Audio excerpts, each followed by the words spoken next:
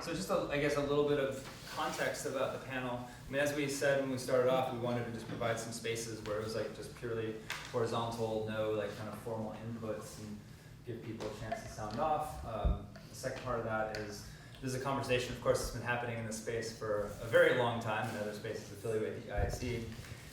And we could say broadly, I mean, other folks can chime in from the ISE in terms of framing and questions, but on the one hand, social ecology emerges very much as an attempt to expand space where you can talk about, not only class forms of domination and exploitation in the 1960s, to expand space to discuss sexism, racism through the categories of hierarchy and domination.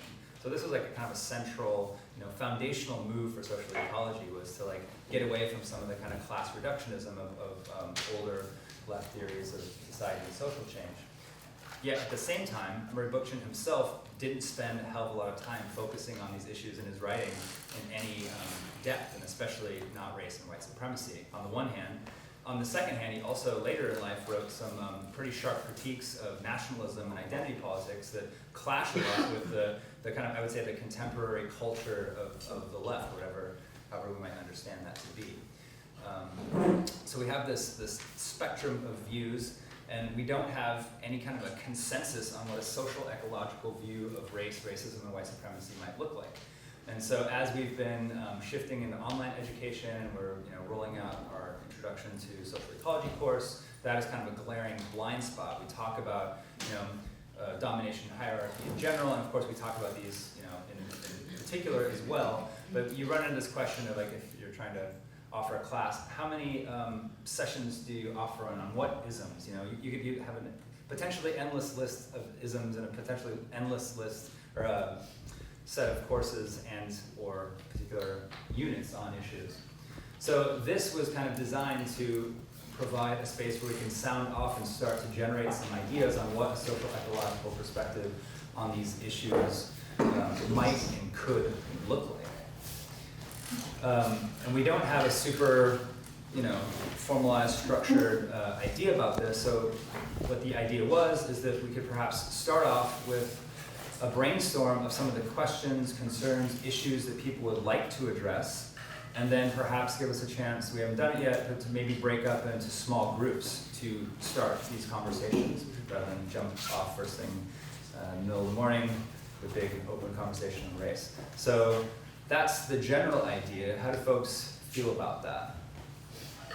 Yeah, and then we'll come back together as a group and share what we've been discussing. And, any, especially ISE folks, want to add to that in terms of like framing or anything, things I left out in some of our conversations recently? It would be good to start in the bigger group and get like sort of more ideas. That's what we're gonna do. Oh, okay, and then break down. Yeah, sorry if that wasn't clear. Anything? No?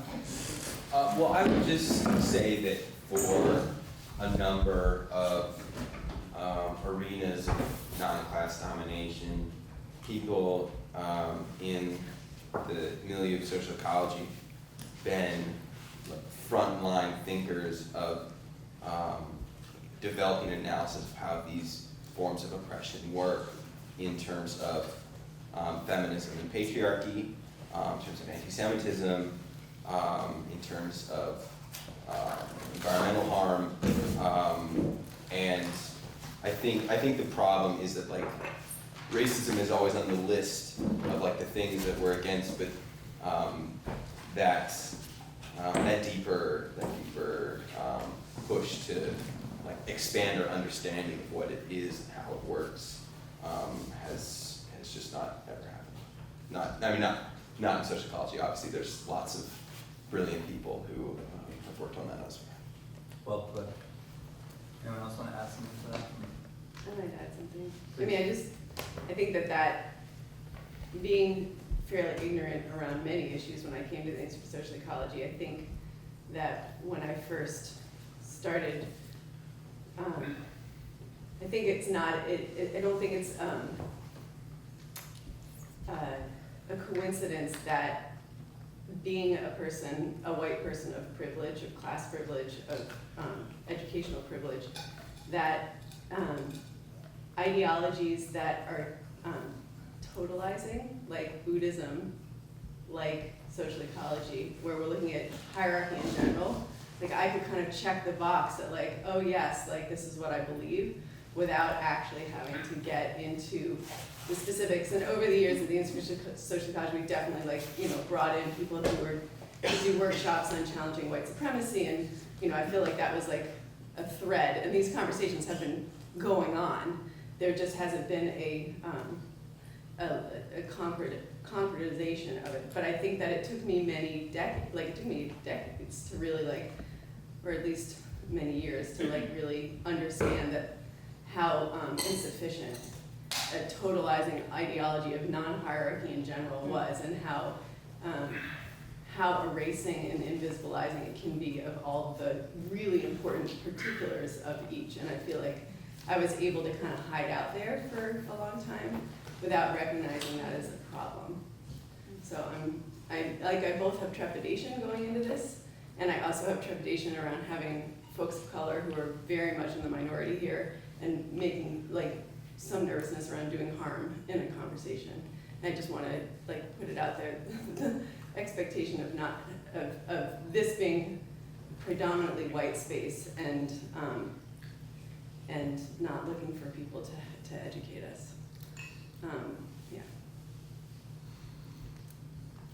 Yeah, I mean, I'd say, of course, as ever, assume good faith. We're comrades here. We can be open and also challenge each other and try to, remain respectful and open. Hi. What's always really interesting to me is there's this question about like, the ISE or the capital Right. T. What is the ISE? And I can, I came in 84 and I did 22 consecutive summer programs, and what's really interesting is there's the category the ISE, the canon of Murray Bookchin's work, and those are two really, really different things. And then there's who Murray Bookchin was as a person, and then there's sort of who were the people who moved through the ISE over the years. And I feel like those are four really different, separate, interesting things to look at. So I'll say from my own experience, I came in at 21 years old, and I feel that I can honestly say I got a very good education. I came in never as a student. I came in as a working in the kitchen as a work-study person, and then I became a teacher. But I was a student half the time. But I got a good education of what I would say what were the general features of hierarchy and the history and the emergence of hierarchy. Kind of, Murray had just finished the Ecology of Freedom when I showed up, and I was like, and there were always activists of color who came, and people from Charis would come for a couple of weeks, and we had folks from John Mohawk, and we had various really amazing Native scholars come. And for me, I had a very profound education about racism at the ISE, so that was my experience. And when I became a teacher, it was understood implicitly that in my syllabus, I did feminism and ecology. I taught that for 22 years, then I taught philosophy and positive social ecology. That race was always really central to how I understood how hierarchy is constructed in the US. So I want to make that really clear. It's not accurate that the ISE did not incorporate race as central to how we understood the process of moving from the shit society to a good society. So that's the ISE. And then Murray, as a thinker, what's hard about is people feel like there's social ecology and Murray Bookchin, and if he didn't write about something, it meant that he didn't care about it or think about it. And I can say that's simply not accurate. And I had the benefit of being his, I studied with him personally for 6 years, but really for 20 whatever years. He was really focused on writing. he wanted to understand the emergence of hierarchy. He wrote about things these problems that had not been written about, and I think he felt that, and I used to talk to him about the race thing. I think he felt that there were so many good scholars of color who were writing this work, and people who he admired in the civil rights movement, et cetera, that he felt like, I'm gonna try to figure out this. And he said, people said, well, why didn't you write about feminism? He said, I'm not a woman. So I wrote a book on feminism to attempt to write, I literally said, I'm gonna do that shit. And so, because people kept saying it's not in social ecology, I'm like, okay, I've been teaching it forever. But so I wrote a book that came out in '99, and that book was an attempt to look at race, class, sexual orientation, and look at feminism through these different lenses, now we would call intersectionality, and weave them through social ecology. So I feel like so it's kind of whoever would come in and say, I want to look at this particular form of oppression, they would write about it, teach about it. It didn't mean it wasn't part of it if that wasn't the thing. In his last decades, and I always wished he would go back to philosophy, he was obsessed with looking at the revolutionary tradition because he was obsessed with how every revolution ends up getting fucked up and becoming regressed and authoritarian. And he wanted to figure that problem out, literally. And that's what he did for the last practically 30 years of his life. And I wish he'd gone back to, so again, try to parse away Bookchin and his projects that he was interested in, what the ISE was, and what social ecology is, and who the people were. It's hard, it's hard if you weren't there to believe what I'm saying. But I guess I'll end by saying, what I always said as a teacher is social ecology is the people who are drawn to the ideas and decide to write about social ecology, or drawn to engage with these ideas. That's what social ecology is. So. Is there anything from that you want to distill into a concrete question or a theme? That was great, thank you so much. I pulled one thing out and it wasn't exactly what you said, which is great. I think, are people who is drawn to really writing about race and social ecology? Yeah. Okay. And maybe just prior to that social ecology has always been inclusive and has always had an explicit critique of white supremacy. Absolutely.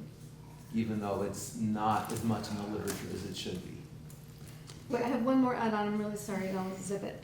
I have always been troubled since I experienced a lot of anti-Semitism on the left, starting in my early 20s. And I can say that, ironically, that was really not addressed, ever.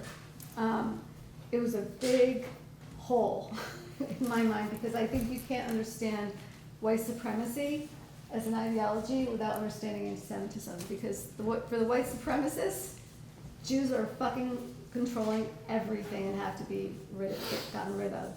And I've been a target of anti-Semitism a lot on the left, and I talked to Murray about it a lot over the years, and he was so uncomfortable talking about that, and far more comfortable talking about race than anti-Semitism as a form of racism. Okay, so it seems like we're moving into the general open theme, so please, how about someone, Kelly, sorry, you're here. Yeah, just to build onto this too, I think, it's a very, your question or distinction between the Institute for Social Ecology, people who are carrying a banner of social ecology in some way. Obviously, you can never pick who necessarily those folks will be, or are not held to account, for everyone's behavior who claims a particular ideology. But I do think that we have had problems in the last few years with folks who have taken really harmful, at times, positions around race and been really dogmatic about those issues and affiliated themselves with social ecology, and especially in the kind of online age, how that can easily become attached to an entire way of thinking, an entire milieu. So I think both from the perspective of creating some more robustness and explicitness rather than this totality that Brooke mentioned is one way to combat that, which is essential, but also in terms of having spaces that are appealing and inclusive, how to deal with when people are behaving in that way, which I don't think we've necessarily done effectively.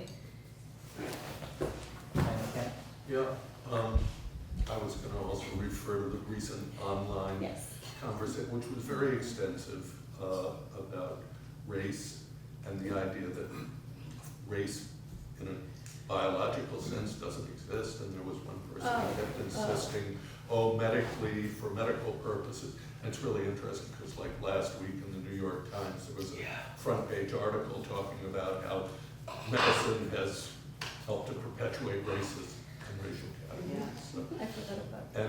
and it was, reiterating the same points that people made critiquing this guy's position. So it was really quite affirming to see, and I thought people handled that online discussion pretty well.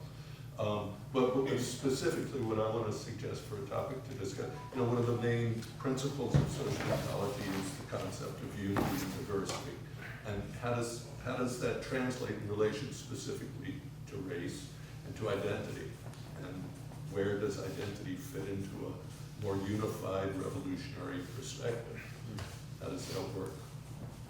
So I'd like to see us discuss that. Thanks, Dan. Cora? Yeah, for a topic I wanted to think, if we're, talk about if we're constructing our non-hierarchical utopia, like how are we going to do that in a way that it is not white supremacist?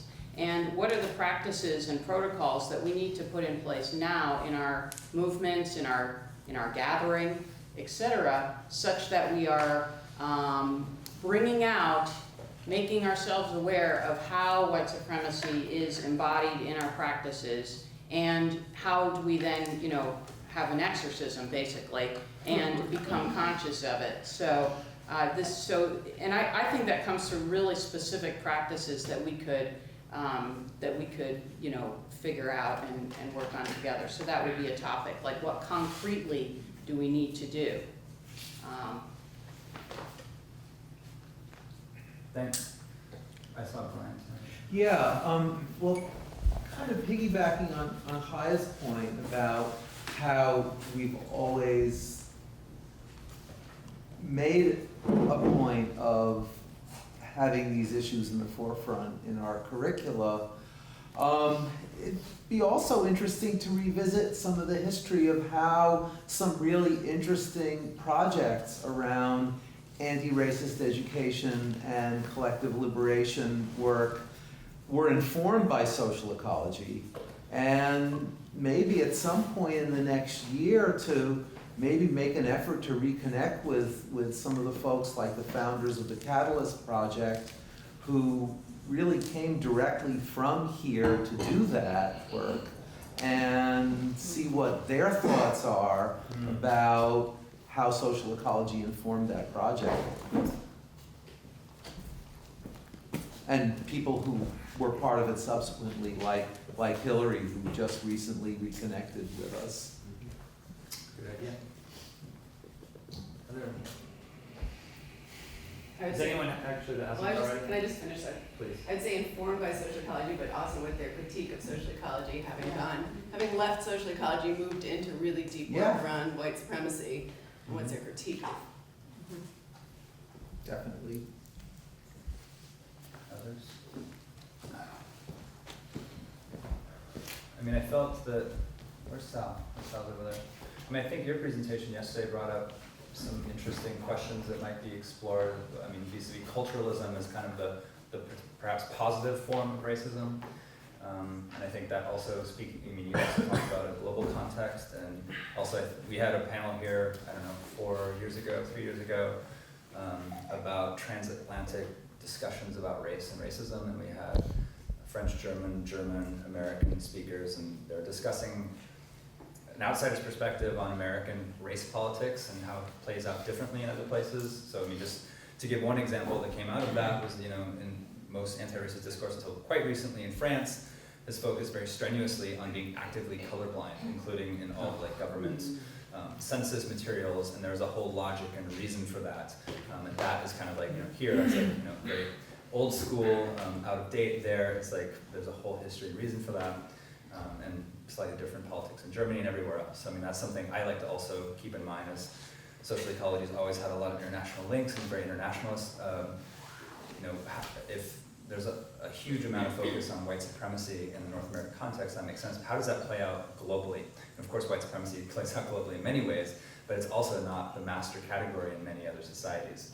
So I think thinking about that, like what does that look like in a place like India, for example, or where it's other folks of color oppressing other folks of color. So I guess keeping a global perspective as we think about race and racism.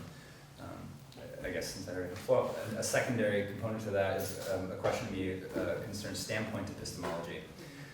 The idea of like subject position being the automatic bearer of truth, I think, has become kind of a de facto assumption in many components of the left. I think there's a lot of problematic assumptions packed into that, so that's something that I would like to also discuss. It goes back to also that same conversation yesterday about culture. Who becomes the bearer of a subject position in internally divided communities that are not monolithic? I forgot to mention this actually when we first proposed this talk. A fellow named Mohammed Umer in Toronto was supposed to do a talk based on an article he had recently, which was more or less a kind of analysis and a defense of Adolf Reed's politics. And for those who don't know Adolf Reed, he's a black Marxist professor who's a very harsh critic since the 60s of identity politics, whatever that might mean. So this person, another person of color, wanted to like defend this, as this has been a debate that's played out in recent years. In any case, so that's another question, like who speaks for these positions and these communities, these issues, and how do we appreciate and take in a diversity of perspectives and political perspectives that can't always be boiled down to subject position.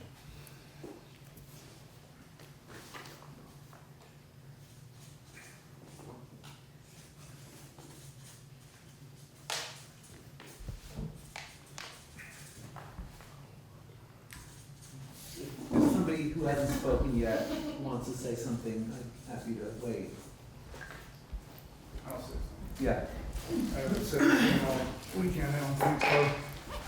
I'm relatively new to the concept of social ecology, and one of the impressions I've had and been somewhat reinforced during this gathering is that I've looked upon social ecology as a process model. And I've heard some references throughout the presentations that relate to me in the context of process and substance. And whether it's form and content, some references have been made to form and content. But the way I see it is the issues of racism or sexism or feminism are substantive issues. And that social ecology, being a process model, is able to have all of these various substantive matters brought into the process model that is uniform and unique in its application to each of those substance issues. And so, again, that's an impression I've had from a relatively recent introduction to social ecology, so I'd be welcome any showing that I'm misunderstanding it, but it's easier for me to look at it in that sense because then I can apply social ecology, the principles of social ecology, to every one of these substantive issues. Maybe a couple more, and then we could break into small groups. Yeah. Anyone that hasn't spoken yet? Oh, thank you, sorry. You're right behind Dr. I know, I'm kind of hiding back here, but yeah, so I wanted to say I'm also fairly new to social ecology. I became aware of it a couple of years ago, and that was actually one of the main things that really appealed to me about it, was exactly what you said, that it makes space to look at how all of these different forms of oppression intersect with each other, that they all serve to kind of reinforce systems of domination and hierarchy, and how those systems within human society affect the natural ecology. And one of the reasons that I was really drawn to it was because I felt that it really had such a natural connection with intersectionality. And so does everybody here know what intersectionality is? Yes, okay. So, yeah, I felt that there was like a very natural connection there, and, you know, also specifically how it would then encompass things like environmental racism and colonialism. Because if you're looking at how systems of human domination and hierarchy affect the natural environment, you can't possibly not see, you know, that in terms of colonialism and environmental racism. So I thought, oh wow, you know, there's really like a lot of room here. And just this whole idea of humanity itself being an ecosystem, and that if one group within humanity is not doing well, it brings everyone down ultimately, and it brings everything down ultimately. It brings the entirety of humans plus that. So, you know, this idea of it, unity and diversity, very much fit with, you know, intersectionality and just, you know, this idea that you cannot address any issue without addressing white supremacy. Just like, as Kaya said, you cannot address white supremacy without addressing anti-Semitism, right? And all of this interlinks. So I thought, my God, there's so much potential here for drawing those conclusions of how these things are interconnected. And, you know, if it hasn't been done to the fullest extent yet, we need to be doing it. I think all of us need to be doing it. And, you know, as far as white people kind of avoiding that subject matter because, oh, well, you know, it's like, well, we're the ones that are the problem. So, yeah, you know, we might not be affected by it, obviously, in the same ways. I would say that we are affected by white supremacy in destructive ways, but we are the cause of white supremacy. We are the problem. So, yeah, we absolutely need to talk about that. And the other thing I was going to bring up was, sorry, about standpoint theory. Just quickly, that's been really interesting for me as a Jewish person who is very involved in Palestine solidarity work, because a lot of times people are hesitant to speak out against Zionism because they are not Jewish. And I think there needs to be and they're, you know, constantly asking me to say something because I am Jewish. And so I think there needs to be a distinction made between coming in as an outsider and critiquing one population that is oppressing another population versus something that is happening within a culture. So, you know, I think it's different to criticize something like Zionism colonizing Palestine than criticizing something within either of those cultures, Jewish culture or Palestinian. I'm just wondering about how race relates to the question of who is the revolutionary subject, which is one that social ecology has grappled with for a while. Like I'm specifically remembering a conversation that we had with Kali Kuno last year when we were putting together like the launch statement about symbiosis, because we the draft like didn't use the phrase working class for like the base of the movement. It used the phrase ordinary people, and we just had a really interesting exchange about like how do you put to words the desire for the political project to be expansive and you know, encompass the widest range of people who should be in the fight, while also understanding the particularities that shape what ordinary people are and how they're situated. And I think racism especially in the United States, is kind of like essential to who's going to change the system. So I just want to talk about that a little bit. Thanks. Just a point of clarification, I think it's really important for this discussion to decide, are we talking about racism as anti-Black and brown racism? Or are we including anti-Semitism in it? Because they're different, and I just think it's important to kind of note that.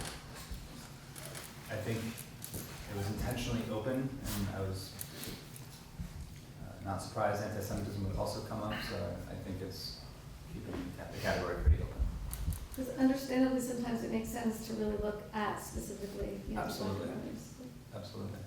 I would ask that you all define what racism is, understand what it truly is.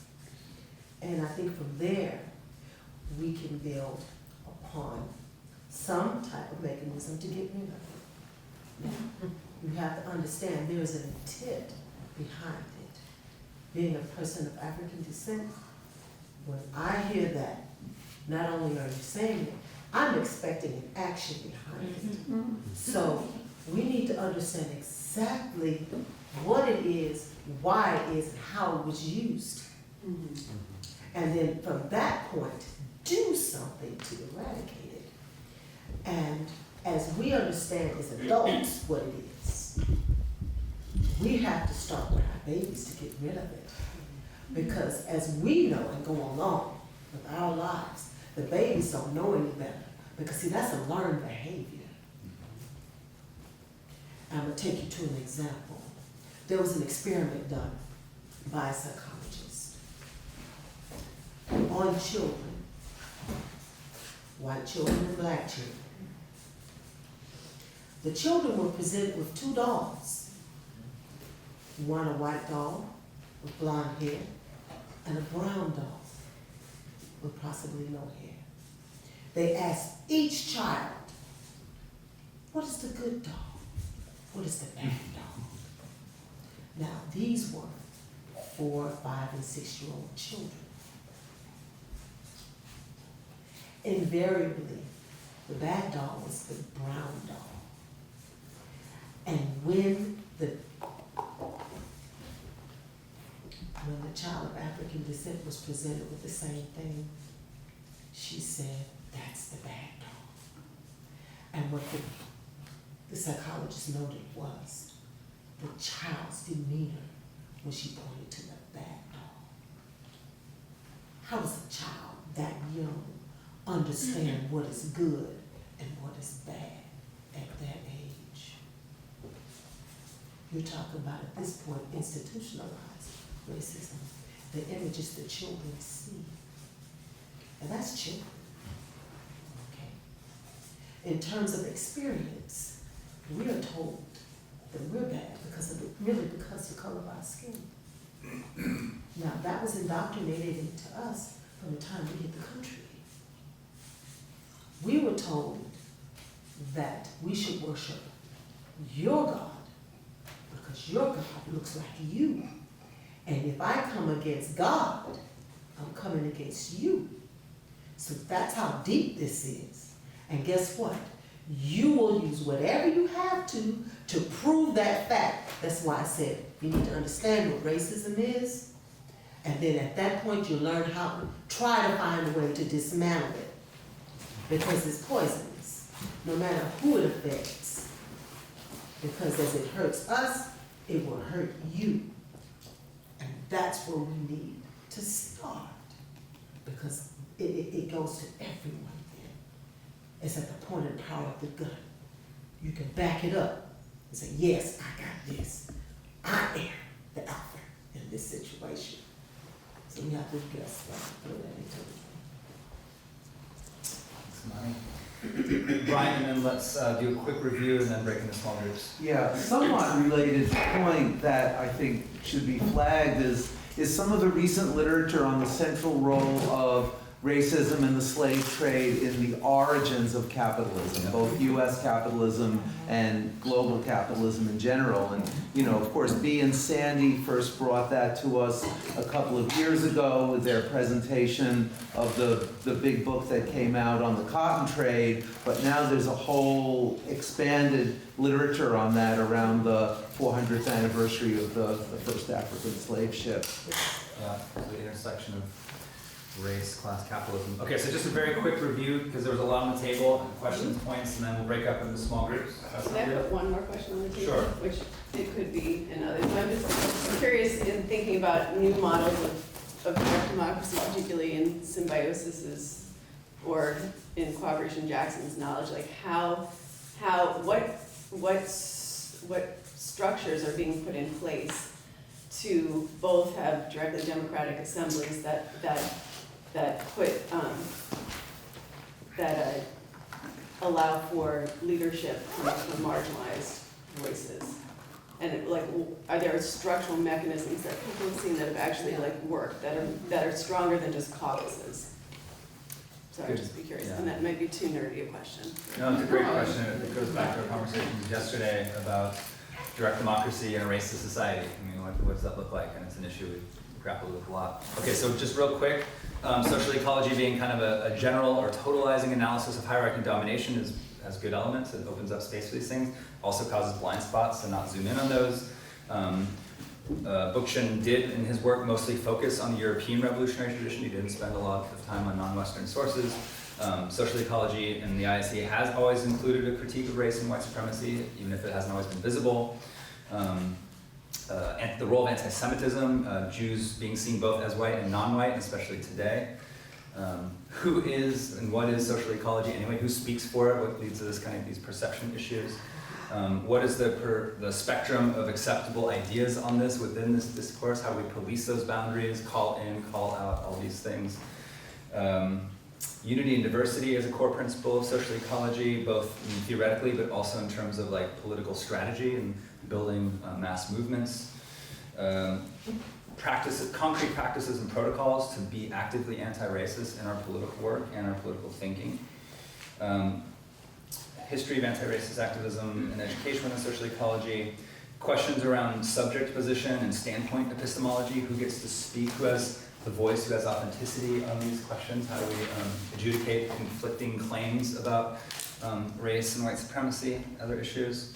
The question of culturalism related. What is culture or identity anyway? And how do we not reproduce essentialist notions of race and culture as we continue to grapple with their continued reality, even if they are social constructions. Global perspectives on race, racism, and white supremacy. I skipped that one. Hierarchy and domination as inherently intersectional. I added this one, I'll jump to the bottom, I guess strengths and weaknesses of various frameworks for understanding race, racism. So I've added a few specific concepts: white privilege, Afro-pessimism, black nationalism, intersectionality, decolonization. What are the strengths and weaknesses? What do they bring to the table? What do they leave out? We've had a lot of conversations about those concepts here. Race and the revolutionary subject. Defining racism, that's pretty core, and maintaining awareness of the specifics and distinct histories of different forms of anti-blackness, Islamophobia, anti-Semitism. How are they similar, but also how are they very, very different? Having an analysis that leads to political praxis. And how do we, if we're talking about direct democracy, how do we empower people while also uprooting racism, white supremacy, sexism, all the other isms that afflict our society? So we'll certainly do that in the next 45 minutes. Race and capitalism. What? Race and capitalism, thank you. The relationship between those two things.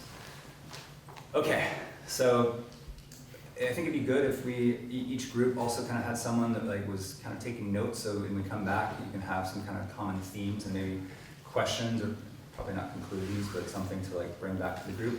And how many groups do we want to do? Could we do 4 in each corner? Is that too big? Is that too small? More groups would be better.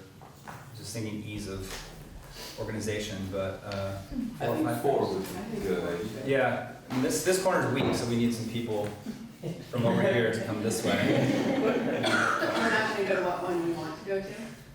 We're just gonna break it up. It's gonna be, I Oh. think, too much work to actually break up if we just don't do it Fortis style maybe. Got it. We're all discussing everything, not specific topics. No. Group can self-organize and decide what it wants to do. Yeah, yeah. So originally the panel was slated to go to 11:45, we start about 15 minutes late, we can go 15 minutes over. So do we think that 25 minutes is, Oh, we can figure all this out sometime. well, obviously we're not, we want to have enough time to get into it substantively, but also come back and learn from each other as well. Does that sound good? Okay.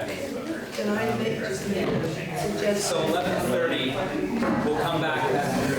Grace, yeah. We make sure that everybody in the room has a chance to speak. Definitely, want to have a small group.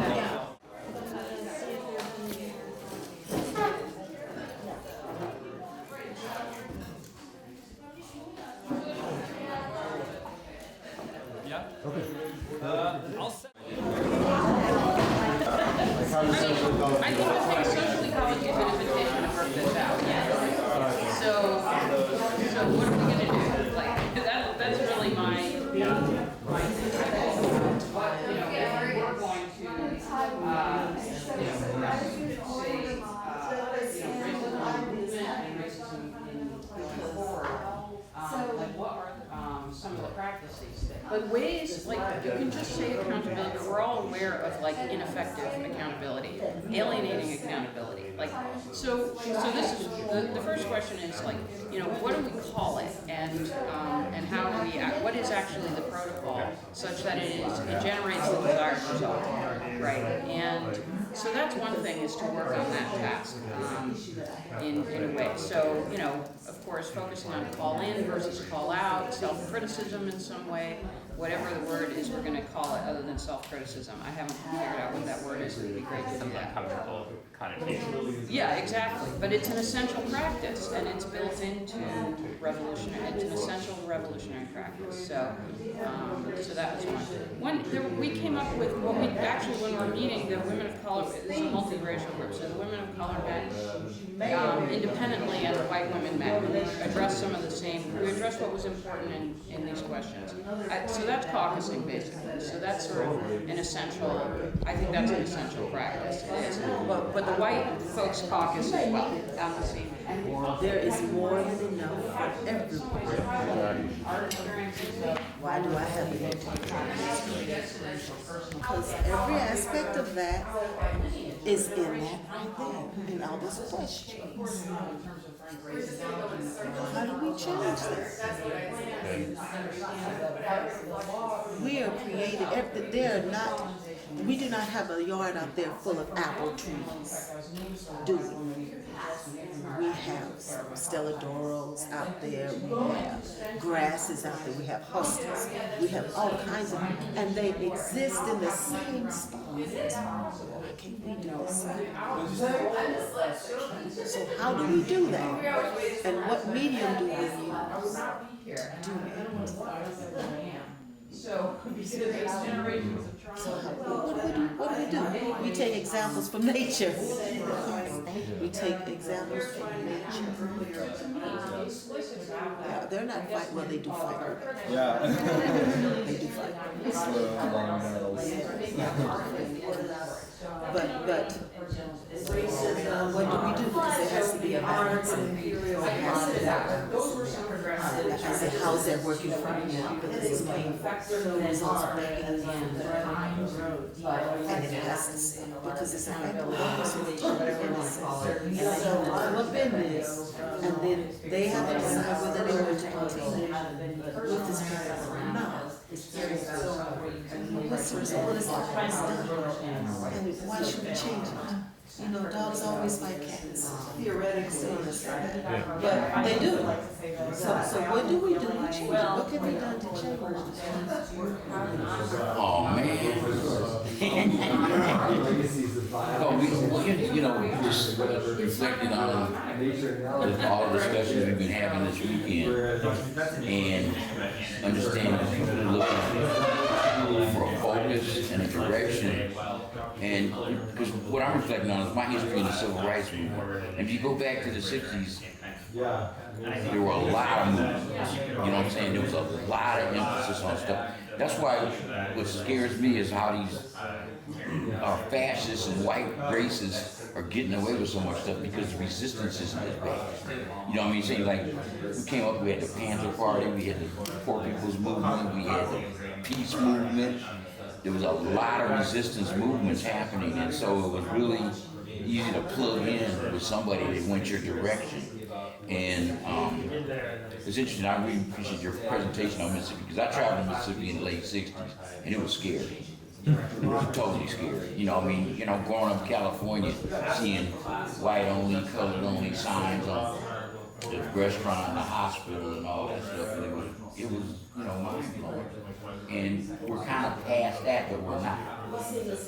You know, it's like, and like I'm saying, administration is just giving license to all this crap. You know, not that it wasn't there. It's been there, but it's like, it was more covert. Now they're just open. And one of the things that bugs me is like, you know, the dominant culture, the establishment, the government, you know, they are talking about, we gotta find out, you know, do research on where these hate groups are. The Southern Center on Law and Poverty got all that information already. And that's the thing that bugs me, because they keep saying, well, we're gonna find out. Go to Atlanta and find out, because they got the information. They know where these groups are. And I looked up one of their maps one time for California. Now, they're supposed to be so liberal, California. You go around Sacramento, there's tons of hate groups. You know, and because you got like U City, Reading, Marysville, all that. There's some highly racist communities. But then I looked up for mine, and I only tracked 2 racist groups, and I said, not 2 racist. But yeah, not that that doesn't exist, but you know, it's just being able to find a center, you know, where we can plug in and say, look, let's get some motion. You know what? I would agree with you, Howard, that Because I am a and racial ideology, racist ideology, originated the system of labor force. And because we live in a society that is founded on the socialization of labor, the discrimination that pervaded that sphere ended up affecting every sector of social life. That's how it's sort of passed down. So I mean, obviously there is like biological in there, like there are hereditary traits that are links the conversation a little bit is also, I think sometimes we get very focused on just thinking about domestic racial issues, but when we just just take a moment and we think about what's happening in India right now, right? We have the Hinduist, nationalistic, hyper-aggressive, repressive regime towards Muslim Kashmiris or Muslims in general, and so it's not just white on brown or black. It's multi-varied, and so I think we have to sometimes we have to be concrete in terms of the U.S. domestic context, but then let's not forget other manifestations of it. That's all I'm saying, right? In India, I mean, it's going on forever, and it's castes. The Dalits. But that's the point. That's the point. Like, caste system is very specific. Exactly. So I guess that was one of the things I heard was that like we've got the general pretty well covered, but we don't have a very good idea of how we fit specifics of the caste system in India, or intra-communal conflicts in India, or to take a million others with this general theory, because it's a lot to ask. Like, how do we both conceptualize it theoretically, but how do we act on it? And like that's with limited time and capacities. Right. And so how does it not just lead to this laundry list approach, which really doesn't seem to work for Like there are housing is the clearest area where there are 2 completely different castes in society. in our jobs, in our homes. I'm not. I wasn't done. I I mean, the way in which like retrenchment post-civil rights of segregated metropolitan areas, like heavy concentration of substandard housing, and the only places that black people were allowed to live, creates circumstances for extraordinarily profitable real estate capital. I mean, there's a really upsetting study that came out very recently on how profitable different kinds of tenement investments are. And low-income housing, the profitability of investing in low-income housing is many times over that of the rentals that class people live in, which is kind of like counterintuitive. But what happens is that some of the legal legacies of racism that's inside the housing market as is gives poor people of color a very constrained arena in which they can actually get housing. There are institutional interests in sustaining segregation and apartheid in the urban landscape, and like those are the kinds of things that have been what we've actually come up against with attempts and movements of desegregating our cities. I mean, like the main reason why like lots of white suburbanites resist desegregation on so many fronts is, I mean, obviously personal prejudice is a big part of it, but a lot of people are like think that their property values are going to decline as a consequence of this. I mean, yeah. So like they've done like some experimental projects in some cities with what do they call it? Like property value insurance. Like if you can. Basically, if your home loses value, you'll be covered. And so what that meant was like there's a way to like get there to allow black people to live there. And so when they moved in, people knew that their home wasn't going to lose value. So like only the personally racist people left, not just people who were afraid of the economic stuff. So like I think it's a core like economic dimension of how racism works. And I think that something that's interesting about that is that it points to ways in which that pressure can be applied in the opposite direction. I'd be a little abstract for a second, but I promise I'll be quick. I think that there's kind of two competing narratives about the history of whiteness. One that is like embodied in basic settlers, which is just that like white people are inherently counter-revolutionary, and another one that's more like Noel Ignatieff, which is that he wants us to decision on the way back. I wish I was going to be on anything. Which is more like it's a competing history where white people have alternately aligned with their class interests and aligned with their race interests, so at least that misunderstanding their interests with the working class.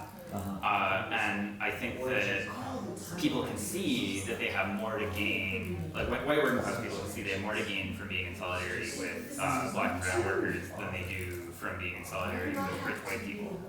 And the appealing to that is, even though it's not like very moral, it's like pretty real politicky. I mean, that's like the basis of politics and people's material interests, and if they can be swayed to see that white supremacy is against their own interests, I think that that's a powerful argument.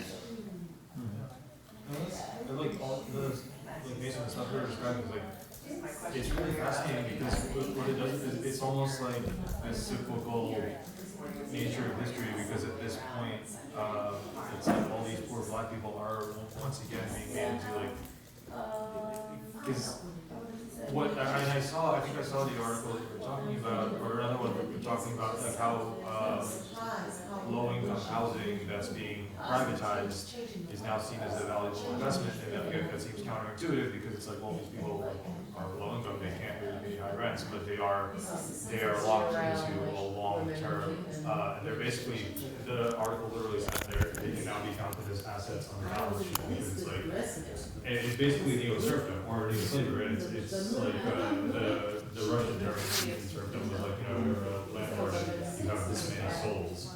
And like that's kind of that's like literally how these investors in like public housing that they're like they have these debt assets that they can like that borrow against and collateralize, and And it's almost like it's coming right back to, I shouldn't have invested, in, the 1600s, like, you have this many assets that you're all these Jews in the Because of left. course, the criminal That makes justice system sense. is also Most of the Jews found as right well here. phenomenal, and even more so as a result of austerity, neoliberal austerity, right, where towns and cities and rural areas have been miscapitalized, and as a result, they have white folks have turned to exploitation through misdemeanor That is fines about the and left building and county jails as an segregation, employment project. and how movements are segregated So in this is part of the general, not situation just that we're fancy, in, and what the building do of we rural protect? presence and And the, the one thing that comes to mind is during my 25 years It's like ago, it's a fundamental shift in as a lesbian separatist, traditional or capitalism where the values extracted from mixed, people the only mix get that deeper resonated and was what they that produce, and then the capital everything else was part of now was it's something just you get you have lesbian values. growing And we were dealing with a lot population and values extracted And, the people and that's themselves like, soul that was, are, I didn't want to be, to be that honest, assets and, I was aware that we were, that separatism had a really important function. And but there's some relationship between separatism, purposeful separatism, and then there's. I was just gonna say, I feel like that's And then almost there's another branch in the born out of discussion, is like response to, within the context of born out capitalism, of understanding racism as this way to externalize massive born out of costs. children. So And I like just think having those this structural, reason to seize millions of acres of land, and we're having this reason to literally still it just flood. gets to structural racism. And I feel like that is a thing where there Housing has racism, been redlining, and all historical that stuff that continuity that can happens. still be seen In the today, US, even we though had segregated races, explicitly in some and I think it's important to have that in our minds as we're trying to think about how to create inclusive movements across. social ecology, totalizing perspective, I think it's not just which the I'm ISE, guessing see is this probably inherited everywhere from across the left. Marxist upbringing. And I personally the points think that there are saying are is the most virtues of that black symbolize girls. Like in the feminist movement all was encompassing feminism and analysis socialism of together. society. It's a lot where I mean, women would it is sometimes in the movement. And I think problematic. well, women would be in the movement across racial lines around socialism. People believe in socialism, and I think black communism, black socialism is also I think that another because of the potential centrality place of, of intersection. socialized I think labels now of looking at the structural capitalism, all of the other racialization and how that economic affects our movements is really sexism, racism, ableism, that, I mean, the way that that's affected is primarily through segmentation within property.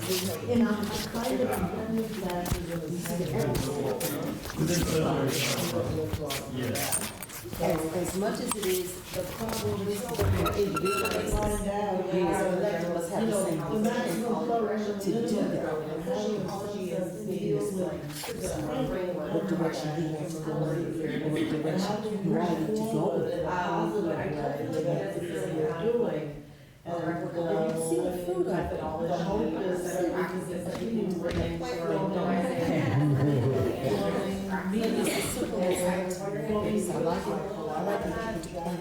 one thing that comes to mind, which was summarized in a Times article that I sent to everybody, which is called. I found that thing yesterday really interesting, the discussion. And it looks like this, it looks like a statement like this, and the epicenter. You can't make the assumption that like, oh, well, once we solve racism, and it's just gone forever, and we'll never have to deal with it again. Like they're gonna have this revolution, we're gonna win.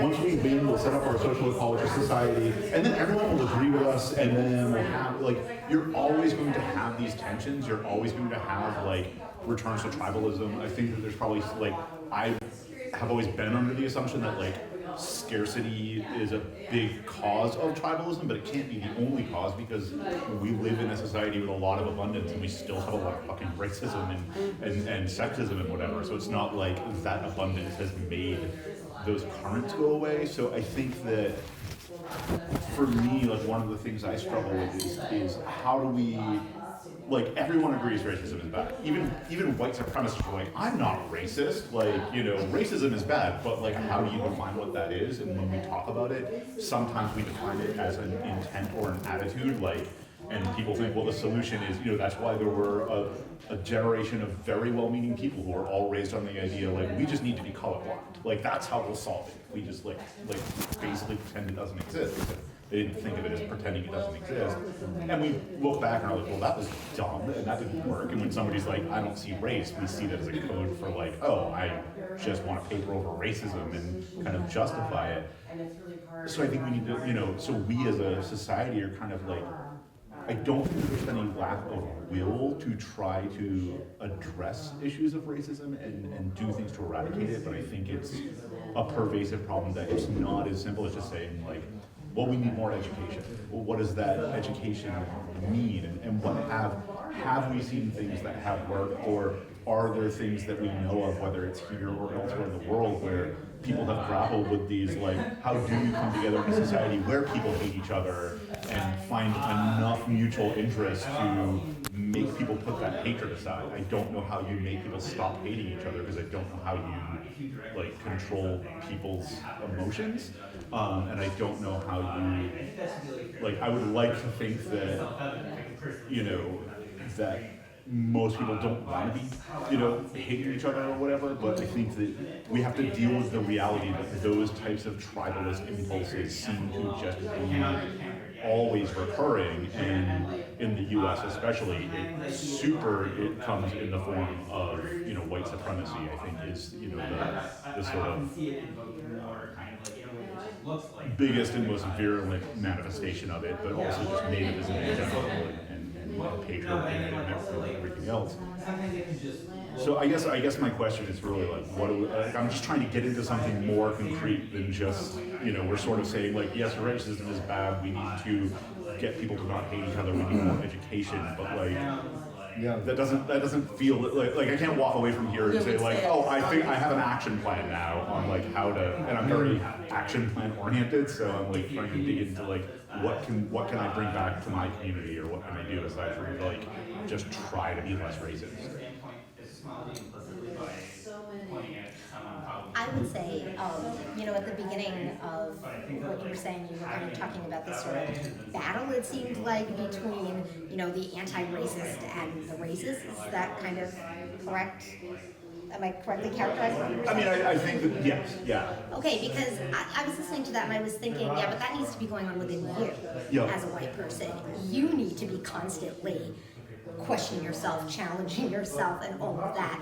And just as you said, that never ends in the external world, that never ends in the internal world either. And that needs to be going on forevermore. So for whole generations after this. And obviously that goes for any form of oppression, right? You need to be constantly battling that self, you know, within yourself. I look at it as almost like a computer virus check. It's like, you know, I'm like scanning. Is there anything there? Well, what's that, you know, and work through that. So, and we need to be checking each other all the time as white people as well. So yeah, and, you know, with like the education thing, you know, just again, this idea that if it comes from above, it's not going to make the impact. It has to come, they have to participate, we have to participate in this process. And again, it is an ongoing process forevermore. But children need to be going through that process. White children need to be going through that process from day one for the rest of their lives, and giving it to their children, and so on and so forth. And that's the whole struggle. So we need to take that thing that is negative and find the reason why it's there, and then we're able to deal with that light. So now we're able to deal with that light. And if it comes again, I know what it is. So, and that's the subconscious, right? So basically, of all of that, fear. Whatever that fear is, you have to handle it. Whatever that insecurity is, you have to handle it. Because if you do, this is what's going to happen. We're all here for a reason. Because we're all a human family. And if one side of the family is doing this stuff, the other is expecting the other side, well, we're gonna have this clash until we work together because we're here to work with each other. And that's why we understand you're gonna fail, you're not gonna be successful all the time. But keep pushing to see, and then that's what I said, your intent. When I say intent, that's what I meant. What is your intent? Are you intending to do harm? Because if you're intending to do harm, you will do harm. If you're intending to show love, you show love. Yes. San Francisco's black population is 6%. Wow. Yeah, because over the last 20 years, basically in a 10-year period, 50% of the black population moved out. And There's a great movie about it recently that maybe you saw. one about the young man trying to save his house. Yeah. I haven't seen it yet, but It's I'm great. reading about it. Yeah, I can almost on my list. No, but just thing is, like, we've had incidences, and it's like kind of wrapped up partially racism and partially white privilege. For instance, Howard University used to be in the hood, right? Now it's gentrifying. The latest problem is the students are complaining because people are using the campus as a dog park.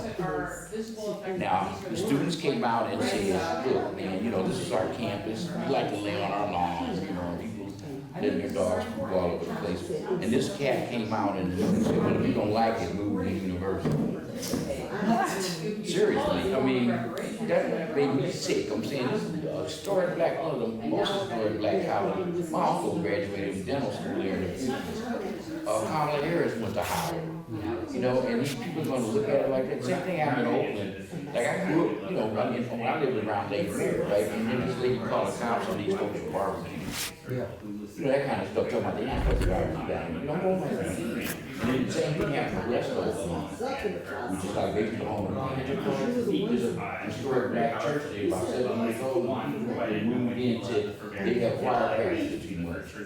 And everybody knows it's a black church. All that firecrackers Wednesday evening, Saturday, you wail on Sunday.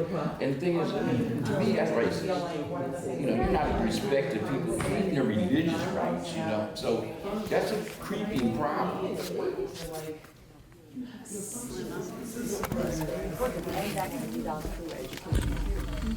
Hey, we're number one. I'm sorry. Just a point on this education thing, I think Sarah raised a really important point, as I'm studying to become a teacher, I'm looking at curricula, and actually the anti-racist curricula in most American schools, even at pretty low level, is surprisingly sophisticated. I was looking at a social studies curriculum for 6th grade, and it's very, very good actually. So I think it's important, but it's also limited because the conflict between the ideas and the structures of ongoing white supremacy are so stark. Everyone, like you said, is tacitly anti-racist, and it's very confusing. Why then do we still have such racialized inequality? And I think that in many ways can also very easily lead to this kind of, especially in the discourse today of different groups and separatism and focus on identity and distinction. Well, they have this is a group with their own distinct culture, we have our own group, our own culture, let's have this kind of I don't know, we're supposed to separate, then fine. If we're going to have black nationalism, well, white nationalism. So I mean, a lot of people have talked in the last recent years about the alt-right co-opting the language of identity. They haven't co-opted it, they fucking invented it. From the very get-go of the emergence of the right, it was a particularist project, an anti-universalist project, and we've gone very far down that rabbit hole on the left that we have a hard time even realizing that. So just back to the education thing, I think also looking at history, it's very important to have concrete political struggles, and that is how people overcome these things and can learn. Not just in the classroom, but struggling for labor rights. I mean, if you read someone like Bayard Rustin, the gay, black architect of the civil rights movement, he made very unpopular strategic arguments why you cannot isolate the black liberation movement from the labor movement, because 13% of the population in black America can't go it alone. Even if you're morally right, you cannot fucking piss the rest of white America off to the point where because you just strategically cannot fucking do that. And yet that choice has been made over and over and over again. It's very deeply ingrained. And the same thing in many other movements. And in these discussions, when it's stays at the level of abstraction, it's very diffuse. But when we have a common shared goal, then it's easy to find commonalities. And even something like Black Lives Matter, which is obviously a very important movement, but recently in my community, an Indigenous man was shot at a 4th of July celebration with hundreds of families and people around. And there was no Black Lives Matter mobilization. He's not black. of course, black people are shot twice the rate, but the vast majority of people who get shot in America are fucking white because they're the majority population. So do we want to really police that boundary about who gets to speak about police brutality? Or do we want to build a movement of like, why the fuck are cops killing people, mostly poor people, all over, even at higher rates? So anyway, I don't know where that leads us, except that like I think political struggle is really as important, I would say way more important than just like classroom education about race and racism. So I think experimental education is really important in that context. So because just speaking from my own experience, when I went coffee picking with indigenous people in Chiapas, I learned how much work that is, how hard it is, and what it takes, right? So I think visiting a farm, learning about your food, how it grows, where it comes from, how much work it takes, all of that is like a incredibly important experience about what workers go through, how much effort it takes to have good, high quality food, and it changes minds about the kind of work that's done and the value to it. So getting your own experience, your hands-on, that's a transformative experience, and it overcomes, that's an education, and it changes how you think about the local system, the structure, who's in power, and you're gonna... Last comment, and we're actually yeah. go back inside. Yeah. Domestic workers, but like, the CNA, like, why aren't there more white women? Yep. You can work in their shoes, but is that going to make you change the system? And like, I feel like there's a barrier to like understanding versus actual engagement and changing the process. It's like a revolution. Yeah. Let's go inside, and as we do, let's think about synthesizing all this great commentary. We get to do it. Some, but we need help. Lunch.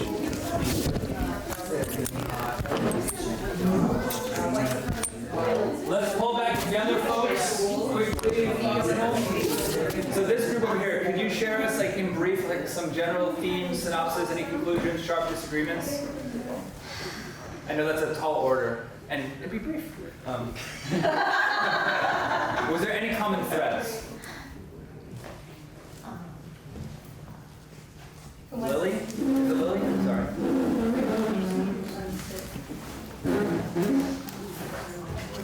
What I really took the conversation was the issue behind why it exists in terms of racism. We wouldn't be having this conversation about social ecology. If the issue of white supremacy and racism did not exist, but what we have seen is at the basis of it all is fear.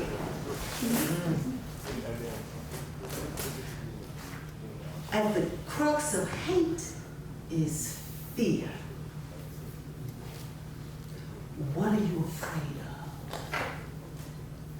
Now, you have to deal with that individually within yourself. Once you dispel that, if you can, then you can move on to the broader things. Because at the base of fear is fear being at the base of it all affects everything around you, every person around you. This may not, the cure for this or a panacea, whatever you want to call it, it's not going to end until we understand within ourselves individually why we're fearful of this person having something I may not have or wanting something that I have. When there's an overabundance here on the planet, okay, this concept of social ecology should not have to ever exist. Can I ask if there are any productive tensions or disagreements within the group?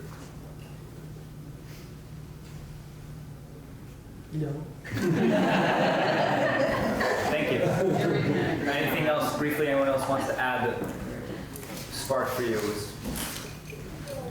especially insightful. Okay. Okay. Next. No, Oh, please. I'll add something. I was talking a lot about education. I'm actually an educator, and specifically the need to bring this up with children and youth, but also with everyone. And specifically to bring it up in a way where you're kind of questioning and challenging everything and kind of throwing things out there for them to think through on their own. Because if it's information, again, it's hierarchy is the root of everything that's wrong, right? If it comes from above, they're not going to internalize it, and they're not going to understand it on a deep level, and it's not going to be something that they are going to, something else that I mentioned was that all of us that are white need to be constantly having an internal questioning that's going on within ourselves for the rest of our days on this. I look at it kind of like a virus scan, right? That you're looking for, any seed of a white supremacist idea or a racist idea or a colonialist idea. And so you want to empower children to be able to do this for themselves, because that's the way that you plant the seed for future generations. So that's something that I brought up. Thank you. One quick announcement, the lunch folks, it's probably time for you to head up and we can start. The food's not quite ready, but you can start bringing down the plates and everything and bring out the plates. I think it's Saki and Ralph. I think they could even wait 5 minutes. Really? Okay, so maybe in 5 minutes. This group here, would you like to share? I'm just going to go over a few highlights. So we also discussed the need for introspection. We talked about the difference between focusing on white supremacists versus internalized white supremacy. We discussed the fact that anti-racism activists need a place to be able to plug in, that white nationalism is on the rise partly because resistance movements are in decline. We discussed environmental racism, had a nice turn of phrase, climate change as planetary ethnic cleansing, and discussed the need to continue with municipalism and municipal economies as a way of fighting the impending fascist wave, for example, Cooperation Jackson. And then looped back to discussions of connections to the land, food systems as a leverage point, and some discussion of more local issues and looking inward at blind spots within the ISE again. Anyone else want to add something brief to that? That was great. One of the ideas around having an online course on CLR James and Bookchin, or CLR James, period. Yeah. Maybe in our upcoming Global Resistance It's a great idea. class that Sal's teaching. Productive tensions or conflict disagreements? No? How boring. You all agree? I doubt it. Well, I would just want to add what a couple of people mentioned is that rather than trying to find ways to diversify our membership, we really need to focus on building alliances and support for people of color and movements, and listening to what their thinking is about some of these questions and adopting that as what we're supporting rather than trying to invent it ourselves. Thanks.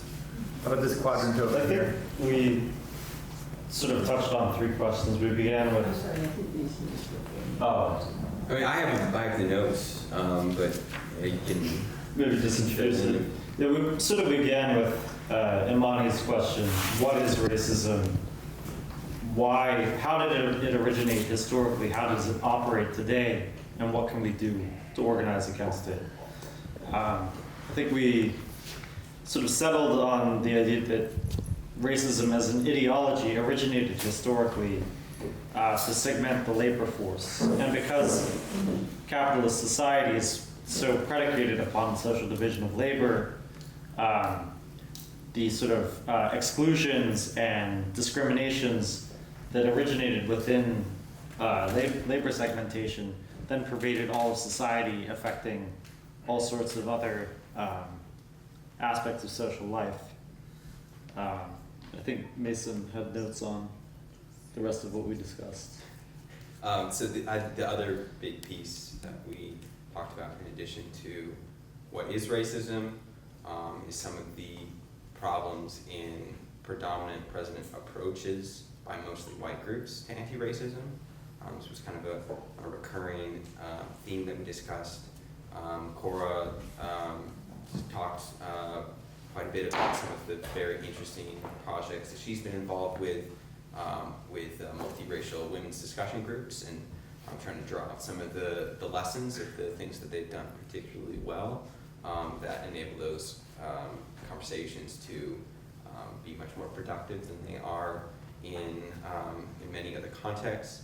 I mean, one of the problems that seems to be consistent is that the conversations of like, how do you relate in solidarity to people of color are taking place on this abstract level of there's not an active presence of people that you're in real relationship with, but rather you're kind of bringing in this vision in the white person's head of what people of color struggling against racism are into your space in a way that's not very useful and in some ways actively harmful. And then we talked about trying to like understand the material underpinnings of racism as a need to kind of guide our movement work today. Just trying to understand like what are the things that hold it up in like a racist society today, and how can we make those points of oppression kind of our movement priorities for beginning to piece that apart. And we talked a lot about some specific ones like education, prison system, housing, etc. Productive tensions, disagreements. We have like minor ones. Yeah. For example, for further conversation in the future, it's good to be aware of these fault lines and conflicts. They're clarifying, I find. Maybe I mean, I don't think anyone dismissed it as unimportant wholly, but to what extent, writing more about race in the socioecology canon solves this problem versus really not addressing it. And like the issue of like leadership, like how important is it, like the identity of like the people in leadership positions or representation in horizontal organizing? Well, or that's another tension, right? Like how important is leadership in the first place, but also like if you do have leadership, then like whether those leaders should be particular marginalized groups or Okay. Yes, tyranny and structuralism embodying white supremacy.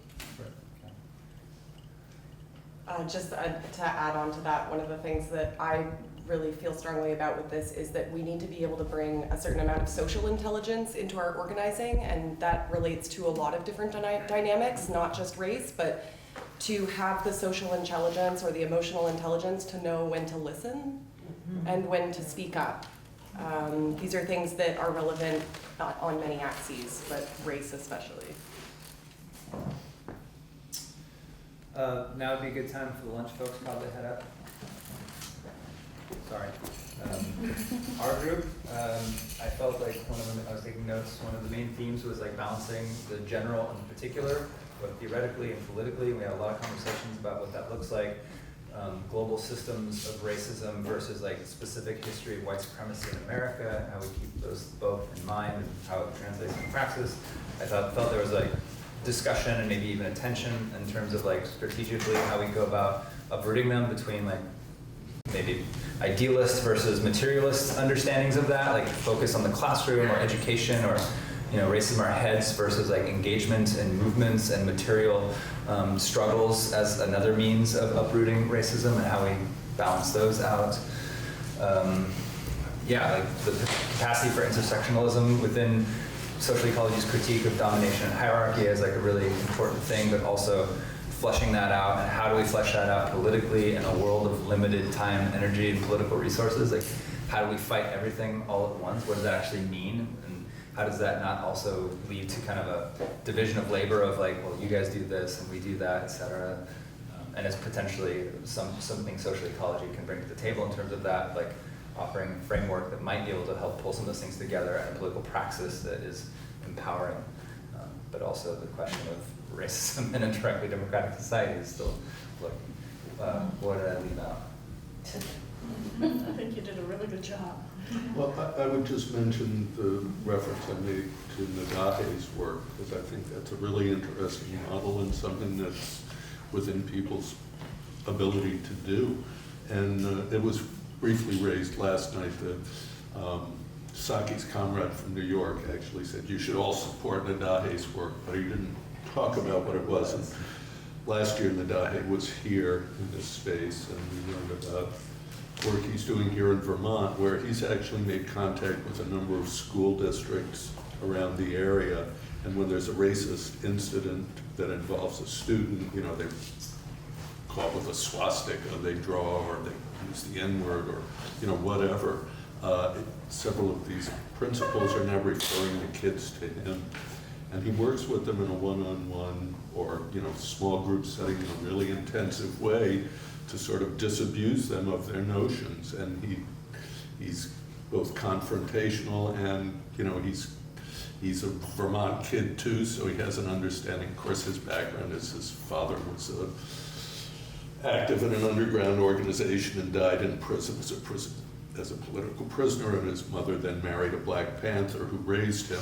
He's white, but he's been very effective in reaching a bunch of these kids. And, you know, obviously it's not going to address structural racism, but it's a way to tamp down some of these racist incidents that we keep seeing reoccur, and begin to change attitudes on an individual level at least. So I just wanted to put that out there. I mean, that relates to that tension between individual versus like collective work. One other thing I think that popped up was that we had, you know, a couple of Europeans, and the theme of like the American exceptionalism of our race discussion and like stepping back on that, and related to that, the kind of like absence of class and capitalism from the American society in general, but also even the left for the last 50 years in ways that like create this separatism and also occlude the way that capitalism reproduces white supremacy, and the tendency to treat it as if they're distinct things, as if slavery was not an economic relationship, that you can understand that, and why there's like such a strong urge to police those boundaries and keep them separate in this kind of analytical separatism. We're basically at/over time. What's that?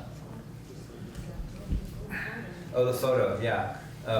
We'll get there as well, but is somebody gonna, or you or somebody else willing to type up that list and post it to the board list so we can continue to work with it? I can do that. Great. I mean, we don't have time even to probably do like a group go around, but I guess what I would like to maybe encourage going forward is obvious in a short discussion we're not going to come up with any definitive conclusions or define racism, but I think it's a starting point, a way station in the longer conversation. But one thing I would like to see happen is this conversation continue on the ISE Discuss list. I'd love to see folks write for our newly relaunched journal this fall, Harbinger. In the back of my mind is perhaps the second issue will be on race, anti-Semitism, social ecology, as something that we really need to focus on and spend some attention theorizing and strategizing about. So I would love to see this, the conversation needs to continue and happen. So this is obviously just a starting point, and I don't want to like, we can continue over lunch and the rest of the weekend and beyond. But anyway, I thought it was a very productive and generative conversation, and I look forward to continuing it with everyone. Thank you. Thanks all. Yeah.